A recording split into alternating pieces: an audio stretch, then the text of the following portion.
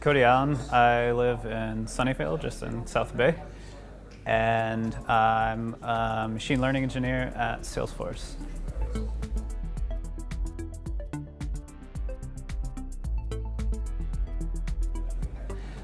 So I'm building intelligence insights on activity data, which is like emails, meetings, that sort of thing, to try to help make it easier for salespeople and their managers to kind of make the right decisions and see where they are in the different stages of their sales pipelines and stuff.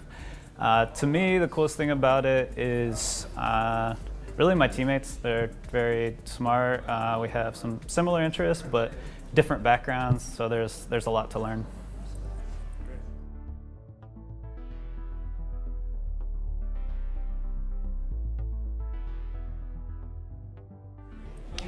I find myself pretty evenly split between the functional track and the data track.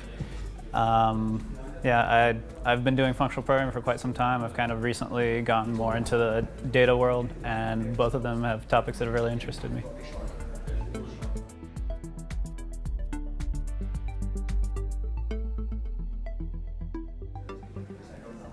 So in my talk, I talked about Shapeless, and basically the best practice that I'm trying to get across with that one is when there's information that is known at compile time, but it's kind of getting thrown away, and so you don't actually see the type safety that you would expect, then see if you can bring in some of that, maybe with Shapeless, maybe with something else, and get some of those compile time guarantees that that can make you feel comfortable with your code.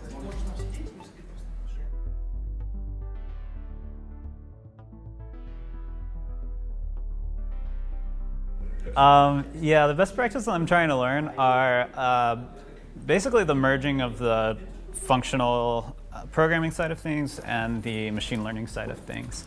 As I mentioned, I've been doing functional programming for a while. I'm new to the data science side of things, and when I see a lot of like data science tutorials and that sort of thing, they seem pretty far away from functional programming, but there are a lot of people here who are doing both those things together, and I think there's a lot for me to learn about that.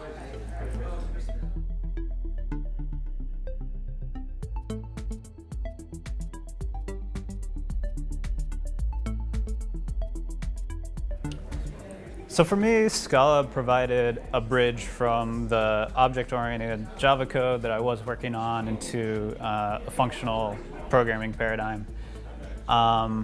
And for me, that's been a total paradigm shift for how I think about programming. I used to spend a lot of time trying to make sure that I had the right architecture of these complex inheritance hierarchies, because it felt like if you didn't get it right, then like the slightest change comes in and everything kind of crumbles.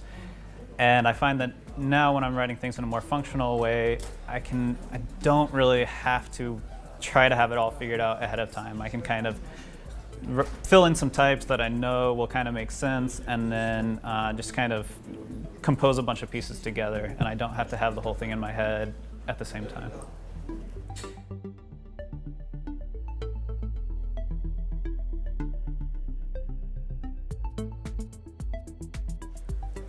I have a lot of favorite people at Scale by the Bay, so that's a tough one, but I would say in general, just seeing all these people who are getting excited about functional programming and data, and people who are willing to take time to share some of the stuff that they're doing with others. I really enjoy that, and I'm hoping that there are also a lot of people who are kind of new to this that are learning this stuff and that I'll get to see in the community in the future.